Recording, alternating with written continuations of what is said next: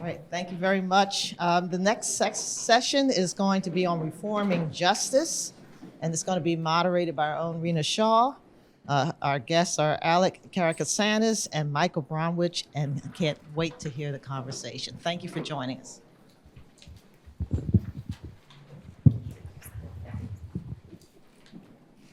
All right, thank you, everybody. We are so excited. The last panel was great, and this panel, hope we can even surpass that. So Alec is the founder and executive director of Civil Rights Corps. And before founding Civil Rights Corps, he was a civil rights lawyer and public defender with Special Litigation Division of the Public Defender Service for the District of Columbia.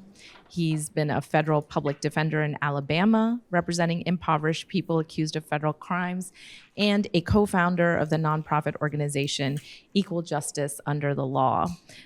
Alex has been awarded numerous accolades. He was awarded the 2016 Trial Lawyer of the Year by Public Justice for his role in designing and bringing constitutional civil rights cases to challenge various aspects of what he calls the punishment bureaucracy across the United States. He's the 2016 Stephen P. Bright Award winner for the contributions to indigent defense in the South by Gideon's Promise, and his work at Civil Rights Corps challenging the money bail system in California was honored with the 2018 Champion of Public Defense Award by the National Association of Criminal Defense Lawyers. So welcome to our panel, Alec. Thank you so much. We also have Michael Bromwich, who brings 40 years of experience. He's a criminal defense lawyer, a federal prosecutor. He's been a special prosecutor, inspector general, and independent monitor. And he's represented individuals and corporate clients. He's conducted internal investigations for private companies and other organizations, providing monitoring and oversight services, represented institutions and individuals in white-collar, criminal and regulatory matters, and congressional matters. His most recently publicly disclosed representations have included Christine Blasey Ford, Andrew McCabe, and Cook County State's Attorney Kim Foxx. Additionally, he served as the independent monitor for Apple and Walmart. And most recently, he led the team of Steptoe lawyers in an investigation of the largest corruption scandal in the history of the Baltimore Police Department, which we'll hear more about today. So thank you both for joining us. And let me just start at the top by, in your own words, both of you, telling us about your work in the criminal justice, or as you call it, Alec, the injustice system, and what reform efforts, what work you do in that space, and also really what your personal journey was to get to the point where you are now. Sure. Well, thank you so much for having me, Rena. This is really a pleasure to be here. I want to preface what I say by saying I'm obviously very biased. The remarks that I'll make come from someone who has spent their career representing the poorest people in our society accused of criminal offenses, and then representing those same people and their families in civil rights cases. And so I'm coming at this with a very particular perspective. So you should take, everything I say with the understanding that I'm coming at this in a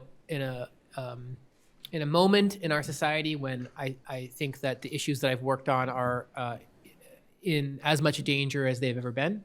But I'm coming at it from someone who has a very particular viewpoint on it. So I began my career as a public defender in Montgomery, Alabama, and I was in charge of sort of the southeastern part of the state for the federal defenders. And I began my career representing people accused of a variety of things, possessing a plant that's on a list of plants that the government says you can't possess, crossing an imaginary political boundary that represents two countries, having been born on the wrong side of that boundary, and a number of other things that in no way involved any kind of physical harm to someone else or any kind of activity that I viewed as in any way immoral. And yet my clients are being put in cages for decades. And it was a really incredible experience. We'll talk a little bit more later about some of the specific things I learned there. But from that job, I moved to the Special Litigation Division at the Public Defender Service in the District of Columbia. My job there was to examine systemic issues that were popping up in the Public Defender's Office cases. In particular, I was in charge of the rampant indiscriminate shackling of children, of civil forfeiture, of onerous probation conditions, and then probably the thing that I devoted most of my time to was systemic prosecutorial misconduct by the U.S. Attorney's Office for the District of Columbia. And after that, I was pretty jaded with my work in those bureaucracies. And I was, for reasons maybe we'll get into a little bit later, I was profoundly demoralized as an attorney and was very concerned about the role that lawyers working within this bureaucracy were playing. Even lawyers like me who, thought of themselves as doing really noble work every single day, day in, day out, behaving in ways that were contributing to what I thought of as a broader desensitization of our culture and our legal culture, in particular, to the enormous everyday brutality that it's inflicting on people and their bodies and their minds and their families, their children, and our society generally. And I was struggling to justify to myself my continued work within the public defender bureaucracy. And that's when I got a grant from Harvard Law School to quit my job and start doing civil rights work around the country.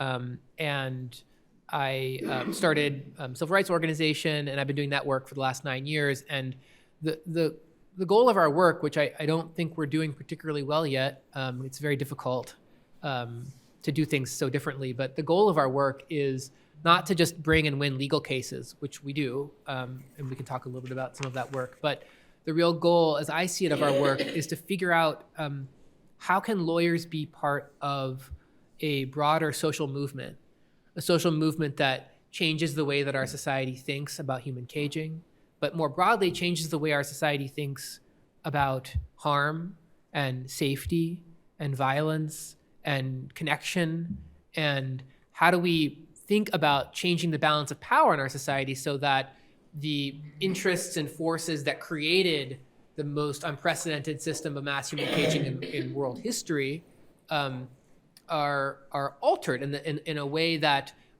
creates a new type of system that is far less abusive, far less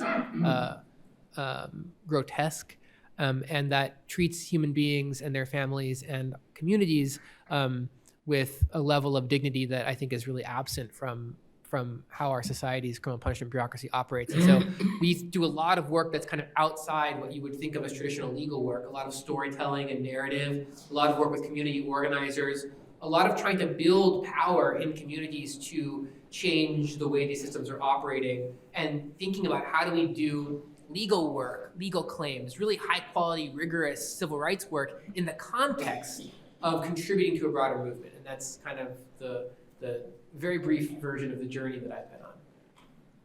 Thanks so much, Alec. Michael? We're all obviously the product of our experiences, and my path has been very different from Alec's, and much longer than Alec's. You heard about the 40 plus years of practicing law. My introduction to the criminal justice system started when I became a federal prosecutor in the mid-1980s in New York. I worked, for the most part, under someone that probably very few people have heard of, Rudy Giuliani. And he was the U.S. attorney there for almost the entire tenure that I was there. And I did a combination of narcotics and organized crime prosecutions, high-level narcotics trafficking organizations, violent ones, or people belonging to organized crime groups.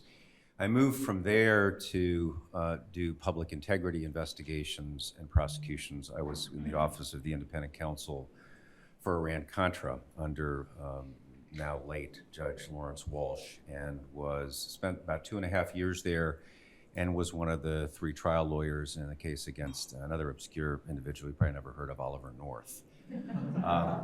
I moved from there. I made a brief detour into private practice, and then came back to government in late 1993, early 1994 as the Inspector General for the Department of Justice. which is the principal watchdog office in the Department of Justice, and the bulk of our work was doing oversight over federal law enforcement agencies, the FBI, Drug Enforcement Administration, the United States Marshal Service, Bureau of Prisons, and at that time, the Immigration Service, which subsequent to 9/11 was in the Department of Homeland Security. And so I did that for about 5 years. It was an enormously difficult and rewarding job at the same time. Made a lot of enemies in law enforcement agencies because law enforcement agencies, like most organizations, are very resistant to rigorous external scrutiny and constructive criticism. Everybody embraces it in principle and nobody likes it in practice. I then went back into the private sector in 1999 and really for the next 11 years engaged in the private practice of law, but at the same time did a number of criminal justice and criminal justice reform projects. I was the independent monitor for the Metropolitan Police Department in DC for 6 years, part of the Justice Department's Pattern or Practice program where the Civil Rights Division investigates whether law enforcement agencies have engaged in a pattern or practice of violating the civil rights of its residents. And through that process, really, with great partners in the DC Police Department, Chuck Ramsey, Kathleen Lanier, and others, really helped improve the Metropolitan Police Department in many, many ways, focusing on use of force, training, supervision, accountability, and so forth. In 2005, I was asked by the city of Houston to investigate a scandal in their crime lab, which was resulting in the wrongful conviction of numerous people because of deep flaws in some of the scientific work they were doing, particularly, but not exclusively, in the DNA area. That investigation took us 2 years, resulted in a long report in 2007 with lots of recommendations for reform, and which led indirectly to the formation of the Houston Forensic Science Center, which is one of the very few truly independent crime labs in the country that has been celebrated for the quality of its work. And that quality, I think, is closely related to the fact that it is outside of a law enforcement agency and outside of a prosecutor's office.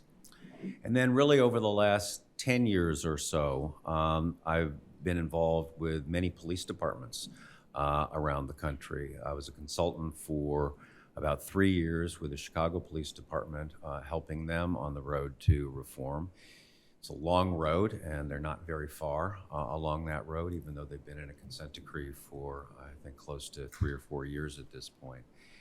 And then Rena mentioned the investigation that I think we'll talk a good bit more about here, an investigation of historic corruption within the Baltimore Police Department. Most recently, I was hired by the city of Boise, Idaho, to deal with a scandal that they're dealing with, which is evidence of racism and white supremacy articulated by a former captain. And the assignment is to find out whether that racism and the white supremacist views have infected the law enforcement activities that he engaged in while he was a member of the Boise Police Department and infected those that he supervised and dealt with. So that's a not so short, but not so long as it could be, description of my career. Thank you so much, Michael. Both of you obviously come to this with a lot of experience and perhaps different perspectives, which we intentionally want to be able to have these different perspectives because you've both analyzed the systems. I would maybe say, Alec, you've looked at it from sort of like the high, very 1,000-foot level, and perhaps you've gone in a very granular way and really been inside and torn it down piece by piece. And Alec, when you look at this broad examination of the criminal legal system and perhaps not the justice system, you have a 2019 book that's called Usual Cruelty, The Complicity of Lawyers in the Criminal Injustice System. So I want to spend time talking about both of these parts of the title, but let's start with this notion of usual cruelty. Why usual cruelty? So when I first quit my job and became a civil rights lawyer, had really no idea what I was doing. I flew back to Alabama from DC, rented a car, and started driving around and went from town to town, county to county, and I would just sit in the back of courts, and I would just watch what was going on. And I would interview people and their families. I would go into the local jail afterward and talk to people about what happened. I would talk to judges, prosecutors, public defenders. The things I saw on that trip, I mean, I had been an experienced lawyer. I knew what the assembly line criminal punishment bureaucracy looked like. But the things I saw on that trip really changed the course of my career because I was looking at them in a new light. I was looking at them from the perspective of systemic change rather than looking at them from the perspective of someone who's fighting for one particular client in the system. And that change, for some reason, opened my eyes up to a different way of thinking, and perhaps a more radical way of thinking. And my last stop on the trip was Montgomery, where I used to live. And before visiting the judge that I clerked for or friends at the public defender's office, I just went into the local criminal court. And I actually opened the book, Usual Cruelty, the first essay in the book, with the story of Charnel Mitchell. And that morning, I saw Charnel and 67 other people in jail garb in the local city court in Montgomery. And as I watched the proceedings for a few minutes, it became clear not a single one of them was accused of a crime. They were all in jail, chained together, all of them black, because they owed debt to the city of Montgomery from old debt they couldn't pay from traffic tickets and things like that. And one by one, they came up and basically begged the judge. You know, they would say things like, "I'm a homeless veteran, Your Honor, please," or "Your Honor, I was addicted to drugs and I just don't have any money. Please don't send me back there. Your Honor, I've got 4 small children at home. One of them is disabled. If I'm not there, they can't. There's no one to take care of them." And one by one, the judge ordered them to pay some amount of cash, and if they didn't pay, they were thrown in jail. And a couple of things, many things are notable about that experience. One of them is I was actually removed from the courtroom. I don't know if Maryland is similar, but in Alabama, you're not permitted to make objections from the pews. But one of the and so, you know, one of the reasons I needed to make objections was there was a lawyer there in the courtroom who was saying things like, this person should do 8 or 10 days, that person should do 12 days, essentially arguing to the judge how many days in jail the person should do to sit off their debt. And I'm an experienced courtroom observer. I just thought this was the prosecutor. And it turned out it was the public defender. And later in my involvement I discovered his contract had a clause in it that said he wouldn't be paid unless the city collected enough money through its debt. And so after I was removed from the courtroom, I had my notebook. I had the first 5 or 6 cases I had seen. I walked right over to the local jail, which in so many places is both physically and metaphorically connected to the courtrooms of justice. And I started calling out their names. And I met a number of remarkable people that morning, including Charnel Mitchell. And Charnel had been sitting on her couch on a Sunday with her 4-year-old next to her and a 1-year-old on her lap. And the police raided her home. And they just took her away from her kids. She had no idea where they were. She'd been in jail for a couple of weeks. She owed $2,807 from traffic tickets from 2010. So it was 4-year-old traffic tickets. And one of the jail guards had given her a pencil, and on her court document, which said, "Pay us $2,807 or do 59 days in jail," she started to write stuff on the back of it. And she was writing these numbers in like a chart. It was like 50, 50, 50, 75, 75. I asked her what she was doing. And she said, "Well, in Montgomery, you get $50 a day toward your debt for every day you sit. That's why, since I owe $2,807, I have to do 59 days in jail. They're giving me the other $7 for free. But on days that you agree to clean the feces and the blood and the mucus and the mold and the urine off the floors," because all of the women were sleeping in rows on a concrete floor where everyone went to the bathroom, and people were withdrawing from drugs. There's all kinds of, it was a horrific situation. If you agree to clean that for them, you get an extra $25 for that day. So Montgomery was basically running a debt peonage system of coerced labor. Anyway, I met a number of other incredible people that day. They became my first clients as a civil rights lawyer. We filed a federal civil rights lawsuit. I took a photo of her court document, which had all of these calculations on it. And by the time I took the photo, it was all smudged with her tears because she was really at a loss trying to figure out where her kids were. And, we ended up winning the case. But when we got to the federal court, the federal judge was so perplexed at what had been going on down the street from the federal courthouse, he ordered all of the Montgomery city officials to appear in person to explain how they could be doing this. And instead of doing that, they just released everyone from the jail and settled the case. Oh my gosh. And I have seen this happen in essentially every city I've gone to in the US.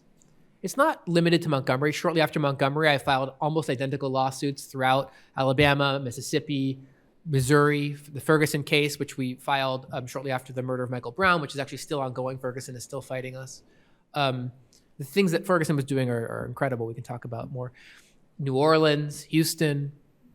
And it turned out that a huge and relatively unknown part of the criminal punishment bureaucracy is the slow, everyday churn of low-level fines and fees cases.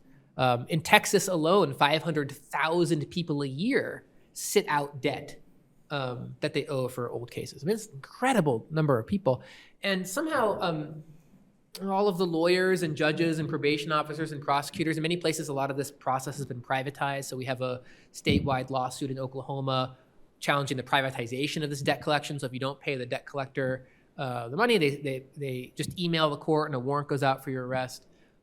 We struck down, using the RICO laws, privatized probation systems in Tennessee. Anyway, the point that really emerged to me with Charnel's case is that so many of these bureaucrats and lawyers, every single day going into court, were a part of an institutional arrangement where human caging had become utterly normalized. It didn't strike anyone as odd that there were 67 people chained together in jail garb. And the same was happening in every city I was going to. And I started to puzzle over how might we think about this kind of usual cruelty. This is a long way of answering your question about why the title of the book, Usual Cruelty.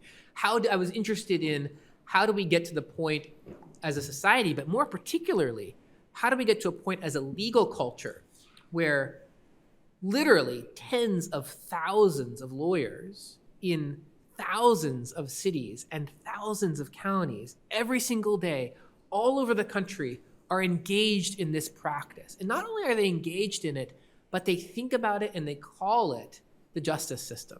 And I was fascinated with trying to understand that point. And that's where the title of the book, Usual Cruelty, came from.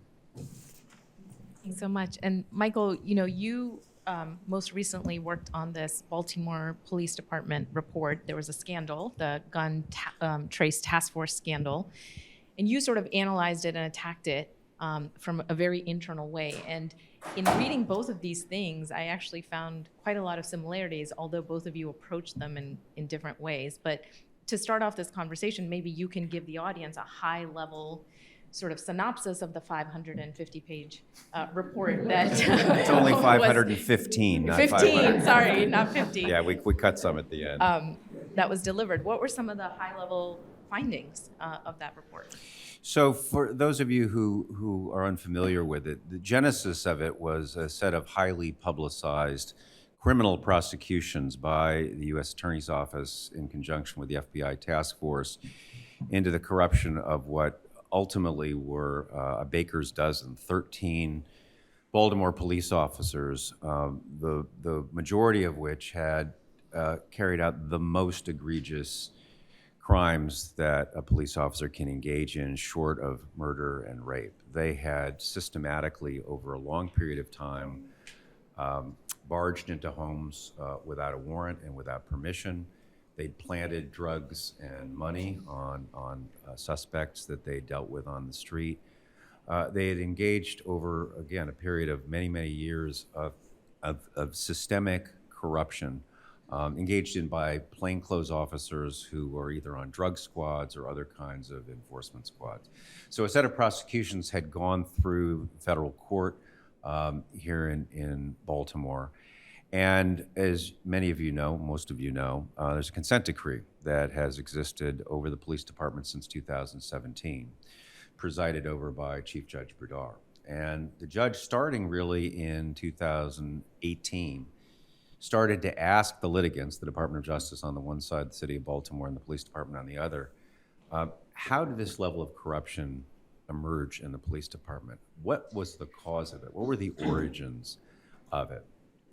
And when you do a criminal investigation, a set of criminal prosecutions, you don't get the full story. You get cases sculpted in a way that go forward to produce successful prosecutions. But it's not the responsibility of federal prosecutors or federal investigators to figure out how it happened, why it happened, and to tell the full story. Judge Berdar thought that needed to be done. As he put it in open court, we know the patient died, but why? What were the causes? What were the origins of the scandal? The city really needs to take a hard look at that somehow through some vehicle.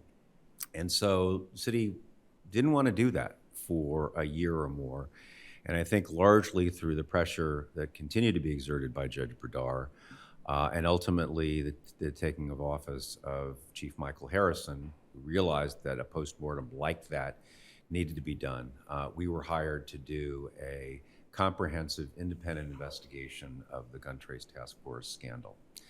So it took us through COVID a little more than 2 years. We did about 160 plus interviews, and it turned out that we needed to go back because you can't take a scalpel to a deeply embedded problem like corruption in a law enforcement agency. So we went back 20 years. We went back to 1999 when a man named Martin O'Malley ran for mayor on a platform of reducing the level of violent crime in the city of Baltimore. And so we interviewed every mayor from Martin O'Malley through Brandon Scott. We interviewed every police commissioner during that same period to try to understand what the high-level concerns were and what the drivers were that were at some level the causes of the corruption at the line level, at the street level of the officers in the Baltimore Police Department. And what we discovered were a number of causes. Number one, an emphasis on numbers, the number of arrests, the value of drugs seized, the value of money seized. And that became a high priority, some argued the highest priority in the police department. And considerations of fairness and equity and law and the Constitution dropped by the wayside in the push to generate the high level of numbers. There was a system that was brought down from the New York Police Department called CompStat. The P was dropped here, even though it was CompStat in New York. And as a tool for accountability, it can be successful, but not if it is solely a numbers-driven process, which then exerts pressure down through the chain of command in the police department and prizes productivity measured as arrests and seizures above all else. So we found that that was one of the causes. One of the other causes was a total breakdown in the accountability systems within the police department. The Office of Internal Affairs, which has now been refashioned as the Public Integrity Bureau.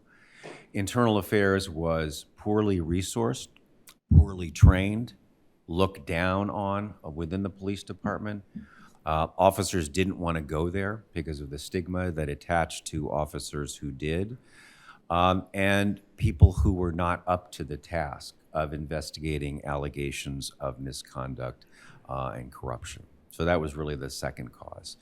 The third cause was broadly a failure of supervision, really at every level of the police department, but particularly at the sergeant and the lieutenant level, that because of the pressures to produce, turned a blind eye to misconduct they either knew or should have been going on through the actions of the officers underneath them.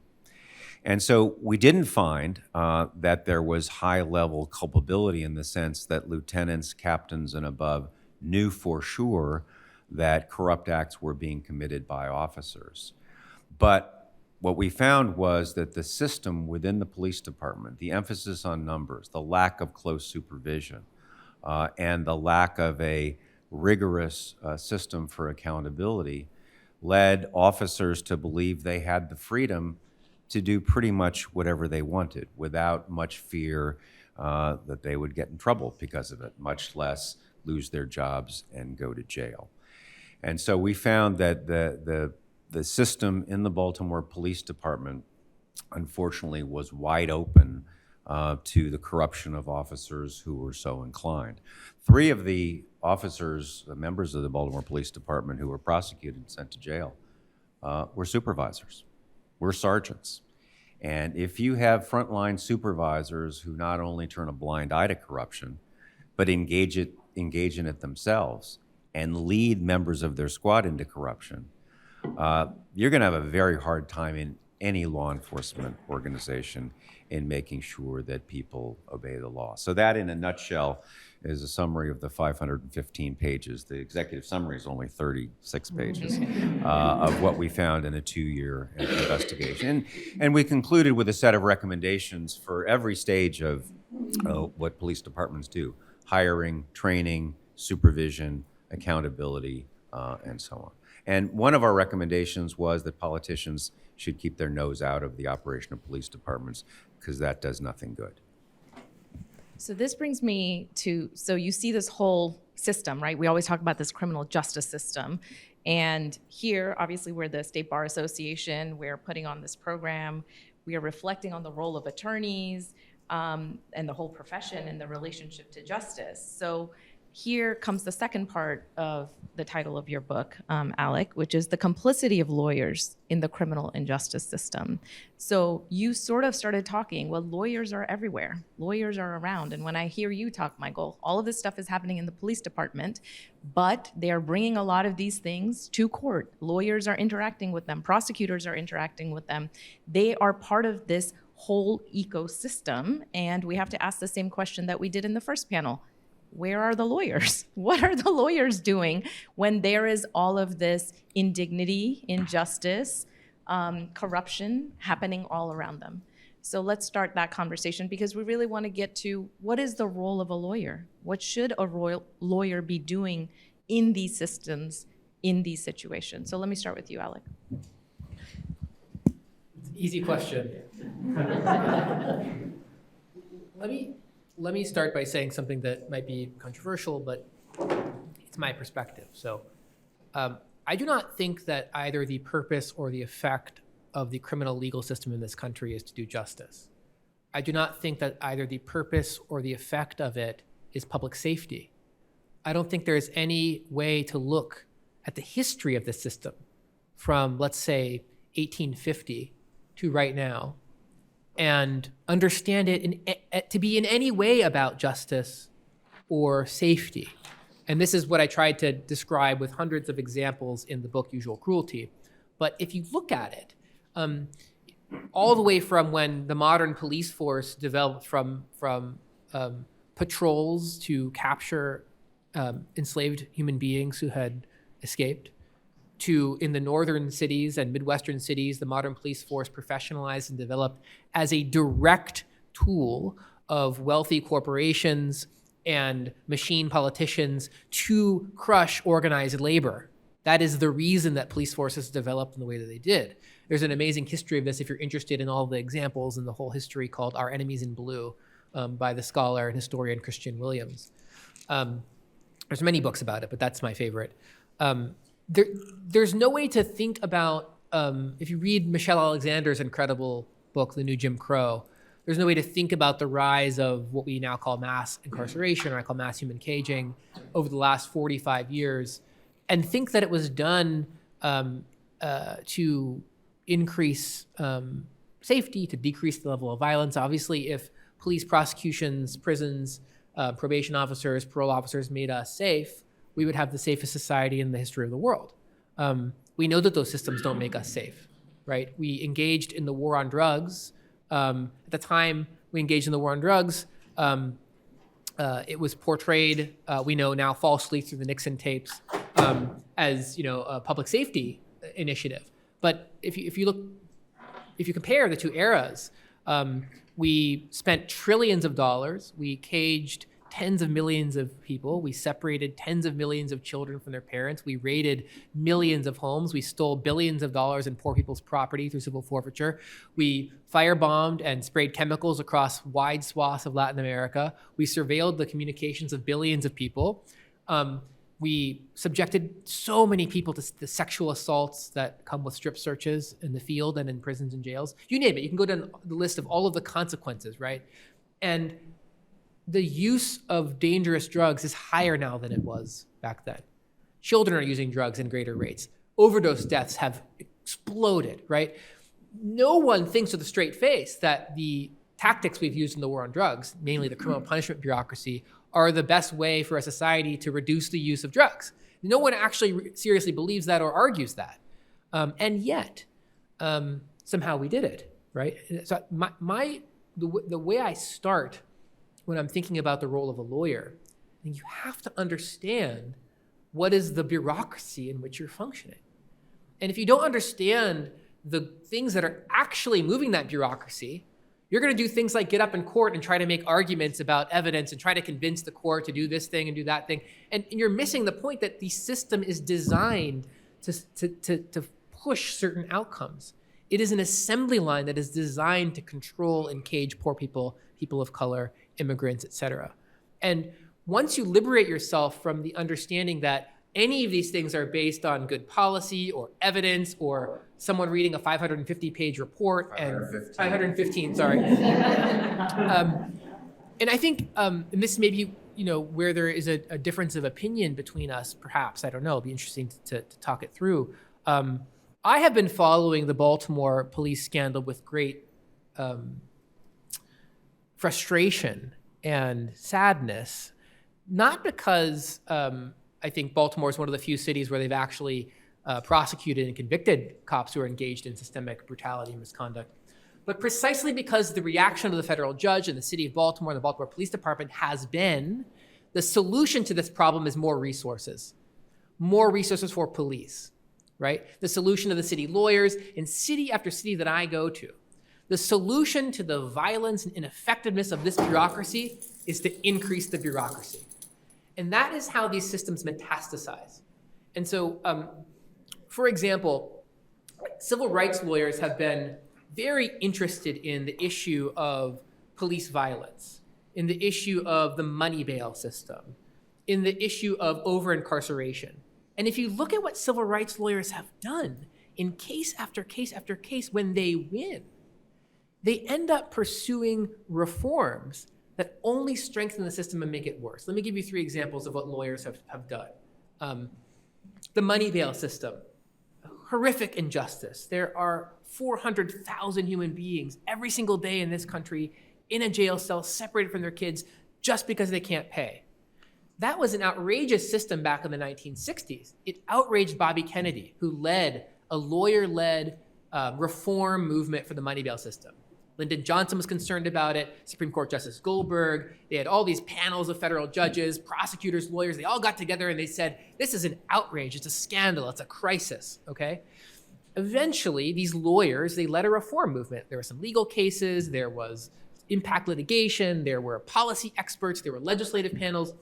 They ended up reforming the federal money bail system in 1984 with the Federal Bail Reform Act. On the day they passed that law, 24% of people charged with federal crimes were jailed prior to trial because they couldn't pay. Yeah, big problem, right? Almost a quarter of presumptively innocent people jailed just because they're poor. Bail Reform Act of 1984 goes into effect. It has a sentence that says you can't use a financial condition to detain someone. Essentially, with some exceptions, eliminated the use of money bail across federal courts all over the country. Today, as I'm talking to you, the detention rate in federal court is 72.4%, right? If you look at the demographics of that, so they've tripled the rate of pretrial detention. if you look at the demographics, the people who are detained now are more disproportionately poor, more disproportionately black, more disproportionately immigrant. This liberal reform that lawyers pushed in good faith, well-intentioned, it dramatically expanded the federal punishment, pretrial detention bureaucracy. Look at body cameras all over the country. Lawyers litigating cases of police brutality, pushing for body cameras. Do you know who started the push for body cameras? It was police. Police departments desperately wanted body cameras for years and years and years. The problem, they couldn't get the money. They got billions of dollars, right, to add this surveillance tool to their arsenal. There's all these internal communications and documents and contract communications between police and some of the main corporations that make these body cameras, talking about how they want them, they need to push them in public, and how are they going to do it because they can't get the money. What do? And this really exploded when Obama gave hundreds of millions of dollars to body cameras after the murder of Michael Brown.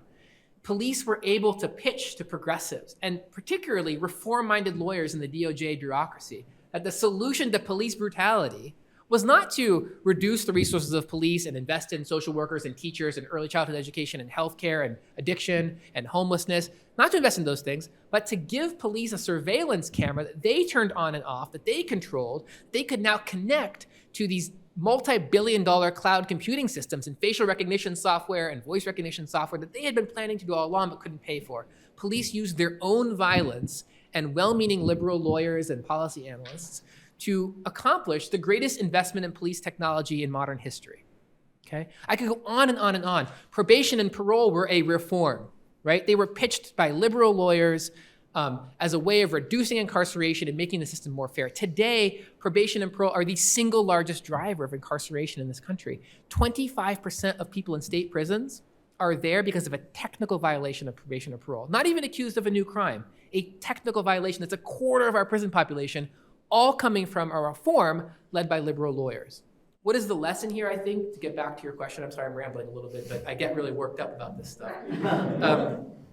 We need to have a much more fundamental and basic and rigorous and, yes, radical understanding of the purposes and functions and forces that actually determine what happens in this system. Because if we don't, as lawyers, even as well-meaning lawyers, we are going to continue to propose reforms that only strengthen the size and power of this system.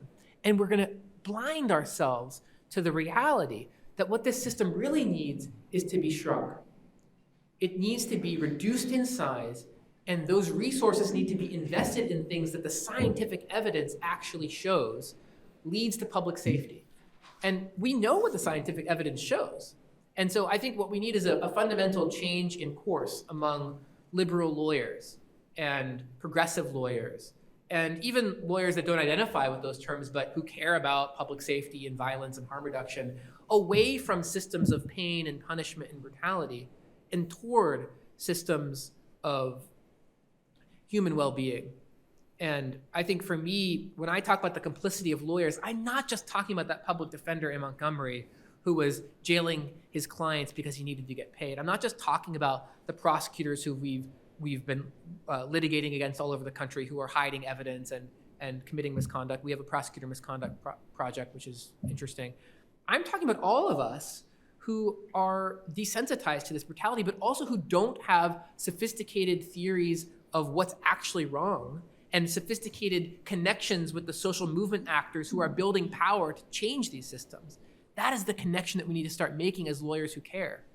And there's court watch programs, there's community bail funds, there's all kinds of ways of getting involved right here in Maryland. I mean, the court watch program in PG County, Maryland is incredible. And it's a way for everyday lawyers to get involved with community, with each other, to start building networks that are outside of this bureaucracy, but that are holding it accountable in ways that don't increase its own power. So we can talk a little bit more about that if folks are interested, but that's my response.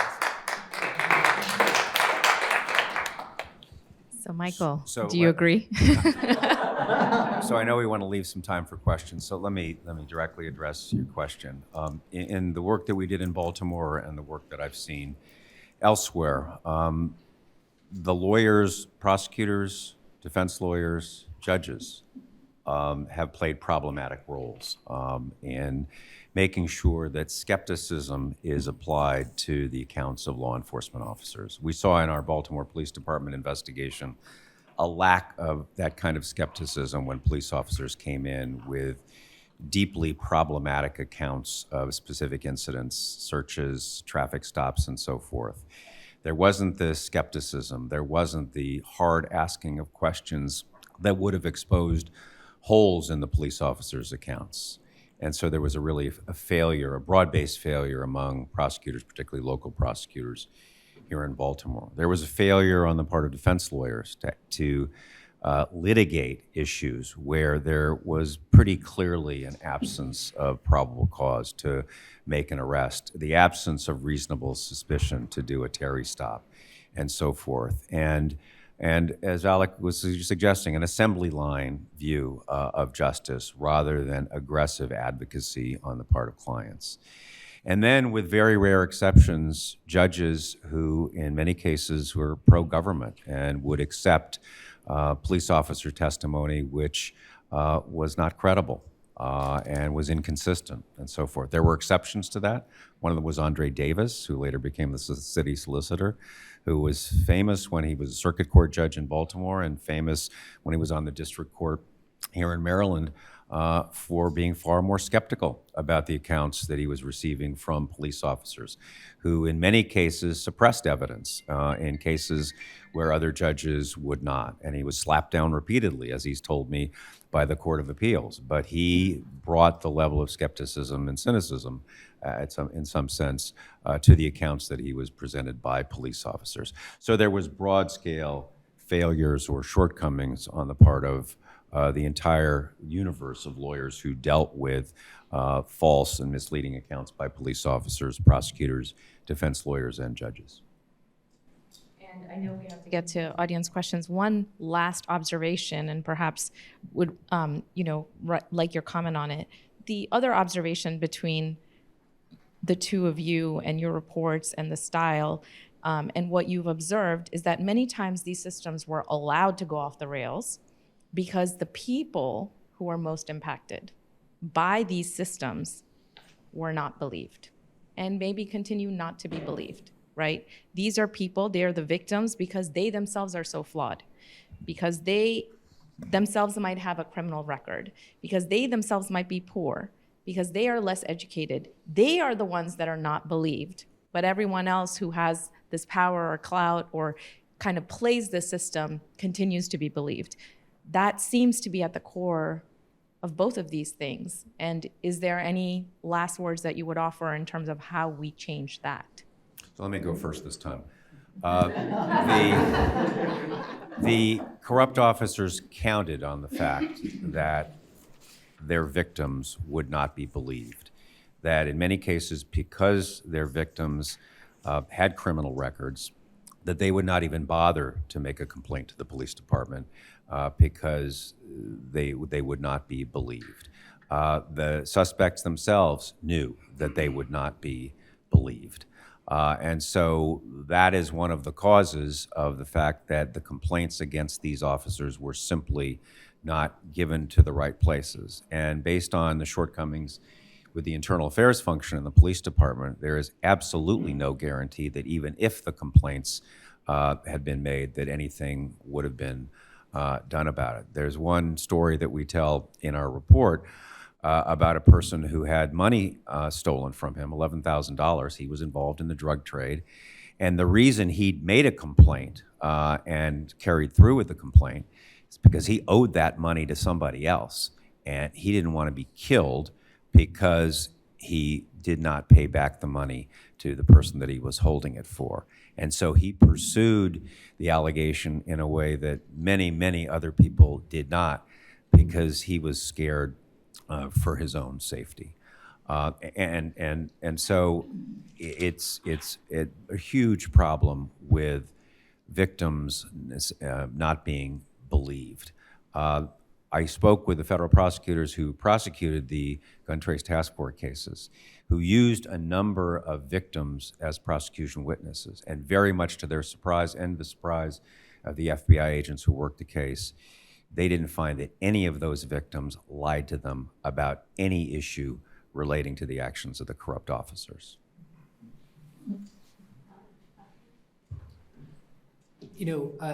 I'll just add that there's a reason that what we've just heard about Baltimore could have been said about any major US police force. Every single one of them has scandals like this. And a few years ago, I had some research assistants just find the public newspaper articles for the 50 largest police forces. And there is things like this, maybe not 13 officers in one prosecution, but there are things like this every year in every major police department. It is a system that is designed this way.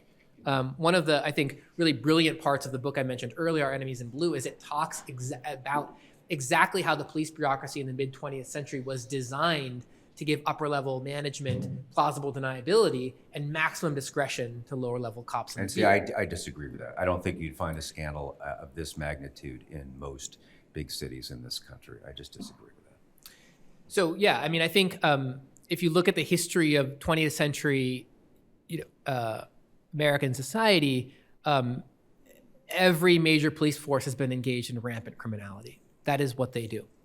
Every single prosecutor's office engaged in rampant criminality. I found lies by police and prosecutors in every single case I participated in, the Federal Defender's Office and the Public Defender Service of the District of Columbia. It's part of the system. So I think there's NYPD calls it test-allying. The thoroughness and breadth of dishonesty and misconduct and corruption is something that I think should be chilling to all of us, because it reflects, at this point, fundamentally, that it must be the purpose of the system. If this kind of behavior is allowed to persist in city after city, in county after county, sheriff's department after sheriff, in jail after jail after jail. I don't know if any of you are following the crisis of jail deaths right now all over the country. It's not limited to Oklahoma or to Rikers or to San Jose or to Los Angeles County or to Pittsburgh. There is a crisis of jail deaths. And part of that is because the medical care in jails across the country is an abomination. It's not because there's a bad doctor in the Pittsburgh jail that's led to all these people dying. 28 people didn't die in the Harris County Jail in Houston last year because the detention officers in Houston are more evil than they are in Rikers, right? There are systemic problems here. There's systemic problems in each of these bureaucracies. There are cultural problems, there are economic incentives, and I think that the point I want to make here is lawyers have to properly diagnose the problems if they're going to devote their careers to solving them. And one of the profound problems in the legal profession is that we have not created institutions, either inside public defender offices, at civil rights organizations, at state bar organizations, at attorney general offices, where the people who are most directly impacted by these systems have a voice, a meaningful voice, a participatory role in the process. Public defender offices have not seen it as their role to engage with community organizing, to engage in the way that would actually result in systemic accountability to these systems. Instead, we use people for this case and for that case and for this interview and for that interview. And I think fundamentally we have to think about, as lawyers, how do we foster institutions that are gonna be able to have the community backing and power to actually hold some of these places accountable. I'm thinking about court watch programs are very exciting to me. My mom retired as a lawyer last year and joined full-time a court watching program in Pittsburgh, Pennsylvania, where she just watches what the judges do and reports on it with other people in the community, retired lawyers, professors, community organizers, social workers, whoever wants to do it can do it, right? Now that's an institutional organization that has some perspective and backing and expertise. Those are the kinds of things. There's many other different examples we could talk about, but like, what institutions are we building as lawyers that actually have as their role and function the systemic collection of perspective from the people that are being targeted by these institutions? Law school legal clinics have an enormous role to play. They're doing incredible work around the country. These are the kinds of things we need to be thinking about, not like how do we hold bad apples accountable, but how do we build our own institutions outside of this bureaucracy that aren't subject to a lot of the constraints and incentives and corruption that has plagued these bureaucracies for over 100 years. Well, thank you very much to both Alec and Michael for your perspectives. I think we have a few minutes for questions. Go ahead. Good afternoon, everyone. I truly agree with your comments about social justice and the need to engage and think outside the box, and how we deal with persons who are charged with crimes. I agree with you with the bail review, the money bail systems. I agree with many things that you said. However, as a prosecutor in Baltimore City, I do disagree with the comment about the lies and the misrepresentations. I've been a prosecutor for almost 30 years, and Baltimore City is anything but perfect. Don't get me wrong, okay? We are not perfect any stretch of the imagination. But I do know this, as a prosecutor who's been dedicated to serving the citizens of Baltimore. As imperfect as we are, and we do make mistakes, there is a distinct difference between a mistake and a lie. There's a distinct difference in trying to do the best that you can and maybe not always seeing everything, okay? We are imperfect. But to say that we are corrupt without knowing the prosecutors that work very hard and give 110% every day to trying to do what is right. I have dismissed numerous cases pre-indictment, post-indictment, because I've viewed cases and I've seen issues and talked to officers and talked to victims and witnesses and made decisions that have not always been the favorite decision, not always pleased the victims, and dismissed cases because I saw, and I've seen team members in my office see, that, wait a minute, we don't have sufficient evidence. This case needs to be dismissed. Investigation needs to continue. Okay? I have to say that, and it is a question. The question is, I agree with you. I want you to tell us ways to come up with alternatives to prosecution in times. I want to hear from you.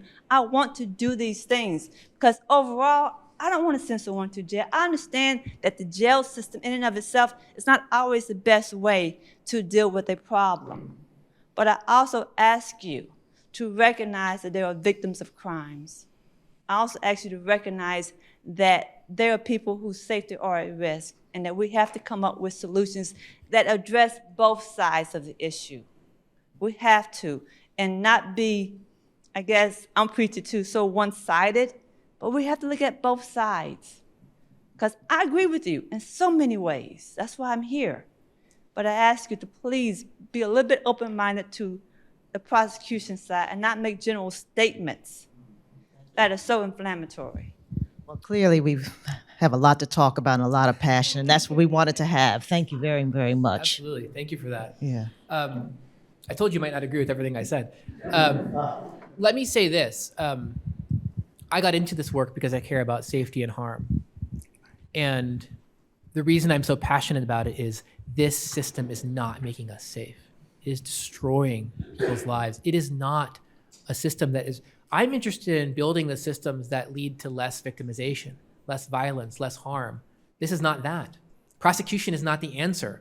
Prosecution is not the way. If prosecuting people made a society less violent, we would have a very unviolent society. We prosecute more people than anyone else in the world history. It's just not a solution. So like, I'm interested in following what the scientific evidence says about the ways to reduce violence, and has nothing to do with putting people in jail. That's just my perspective.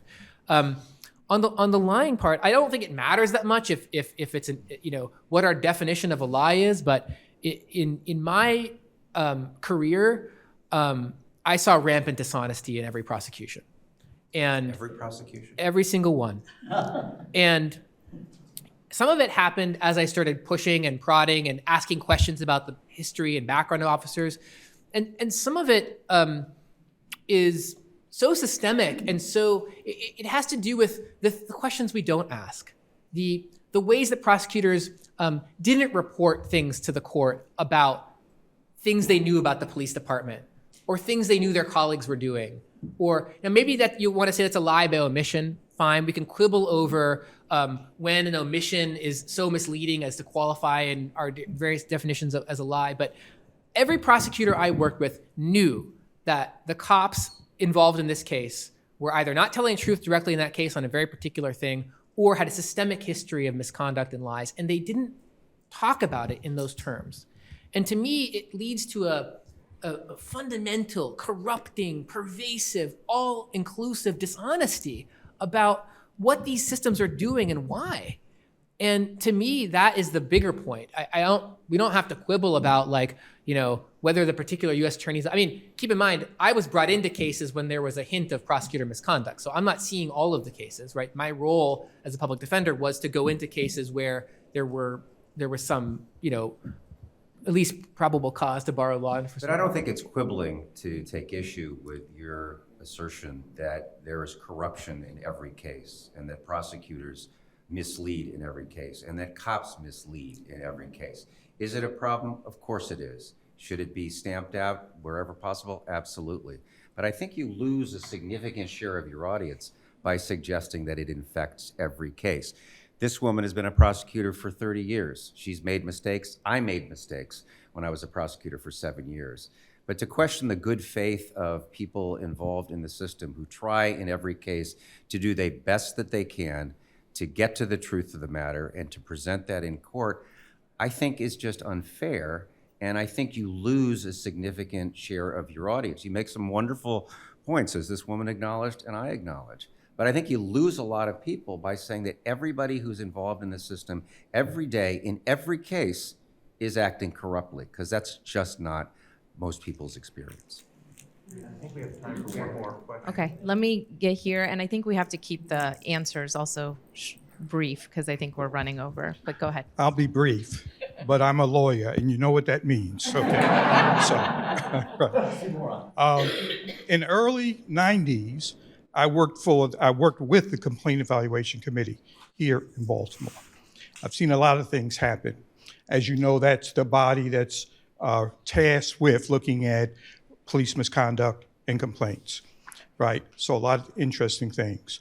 I'm not sure I agree that Baltimore is more corrupt than other places. I'm a New Yorker. I've seen a lot of things, okay? But what I want to do is just speak briefly to this thing about spaces where lawyers can get involved, right? I used to represent correctional agencies, all right? I switched sides. I became a legal aid lawyer working for the Prisoners Assistance Project under Charles Dorsey many years ago, all right? To your point about corruption, there are a lot of victims that I defended. I've done my share of Section 1983 claims. The victims lied. And I only found out when I got before an ALJ, and I'm like, but you said to me when I interviewed you, blah, blah, blah, blah, blah. All right, so the point I want to get to though, I retired 3 years ago as chair of an academic department at a university because I realized, and both of you touched on this, that there are players in the game that we have to have conversations with. I was a member of the Academy for Criminal Justice Sciences. All these scientists, the social scientists, the people that do ComStat, and all these other methodologies, we need to have conversations with them because they use social science to support ends. In other words, I've had PhDs tell me they have a better read of the law than I do. I've had them tell me that lawyers don't do research. I said, excuse me? Okay. So we need to step into these spaces. I was not welcome as an attorney at the Academy of Criminal Justice Sciences. I became a member of the American Academy for Forensic Science. I'm Yes, about to put you All on right. this panel. I said I You would do have it, a right? wealth of information. So anyway, my Is there a point is that question? there are places that we can go, and it's not a dichotomy, it's not either or, there's a lot of in between. All right, thank you.